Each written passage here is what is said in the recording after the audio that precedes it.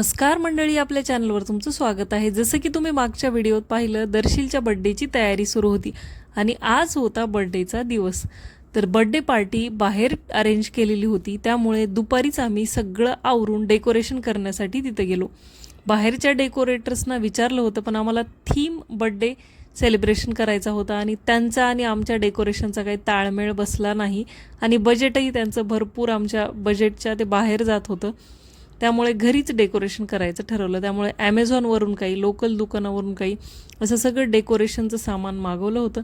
Astronaut theme करायची होती, त्याच्या रिलेटेड मस्त एक बॅनर तयार करून घेतलं होतं। जसं आम्हाला जमेल त्या पद्धतीनं मस्तपैकी आम्ही डेकोरेशन केलं आणि बऱ्यापैकी सुंदर झालं होतं। तुम्ही बघू शकता तिथले जे हॉटेलमधले मुलं होते त्यांनीसुद्धा भरपूर आम्हाला मदत केली। या प्रकारे सगळी तयारी आम्ही करून ठेवली होती। दुपारी 2 वाजता गेलो होतो, 4:30 वाजेपर्यंत सगळं आमचं तिथली सेटलमेंट झाली होती। सगळ्या चेअर्स वगैरे व्यवस्थित लावून ठेवल्या होत्या।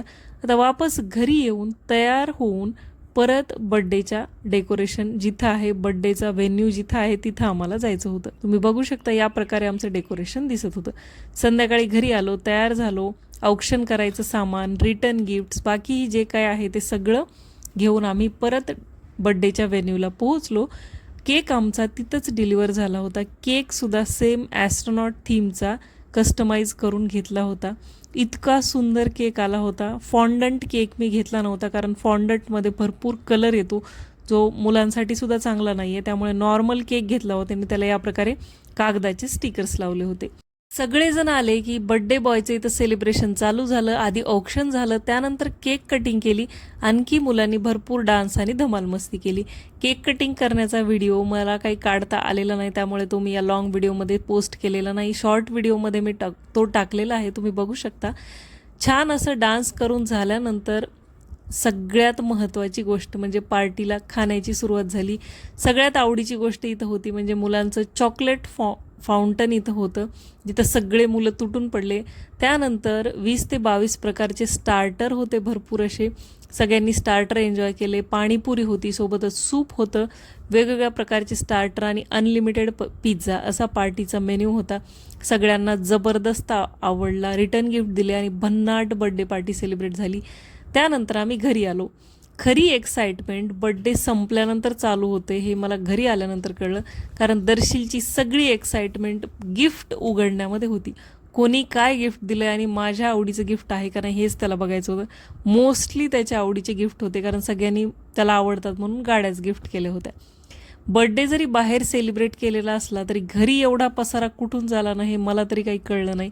हे दुसऱ्या दिवशी सकाळचा मी तुम्हाला व्हिडिओ दाखवत आहे। इतका घरात पसारा झालेला होता, तो पसारा आवरता अक्षरशः नाकी नऊ आले। 2 ते 3 तास माझे त्यामध्ये गेले। सकाळचा स्वयंपाक केला आणि त्यानंतर दुपारी असा जोरदार पाऊस आमच्याकडे सुरू झाला। पहिला पाऊस पडला होता, इतकं छान वाटत होतं। भरभरून आभाळ आलं होतं आणि 2 ते 3 तास असा दणक्यात पाऊस पडला होता। तुम्ही बघू शकता खूप जोरदार पाऊस आला होता आणि पहिल्या पावसात भिजण्याचा किंवा पहिल्या पावसाचा आनंद घेण्याची मजा ना काही वेगळीच असते।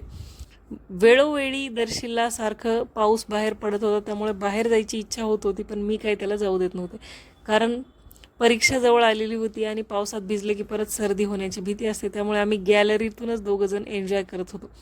आता पाऊस पडला म्हटलं की कितीही नाही म्हणलं तरी काही ना काही आपल्याला चटपटीत खाण्याची इच्छा होते, म्हणजे होतेच।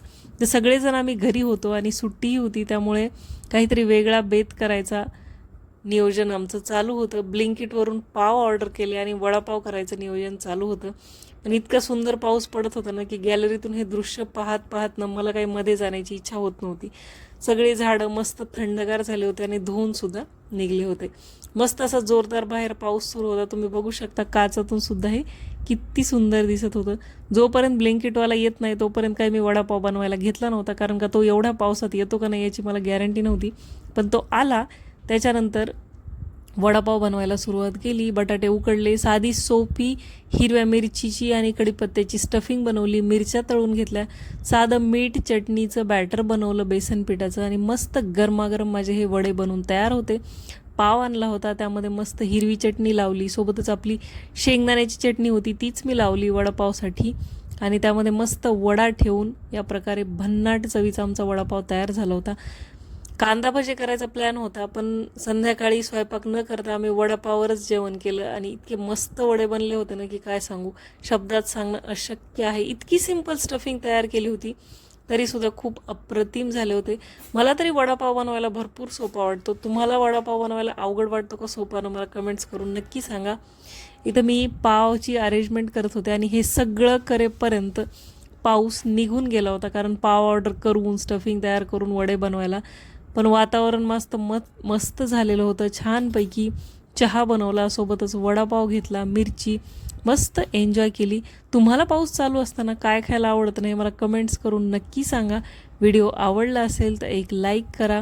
अजून चॅनलला सबस्क्राईब केलं नसेल तर सबस्क्राईब जरूर करा. बरेच जण व्हिडिओ पाहतात पण चॅनल सबस्क्राईब केलेलं नाही. तुमच्या एका लाईकमुळे, सबस्क्रिप्शनमुळे व्हिडिओ बनवायला आणखी हुरूप येतो.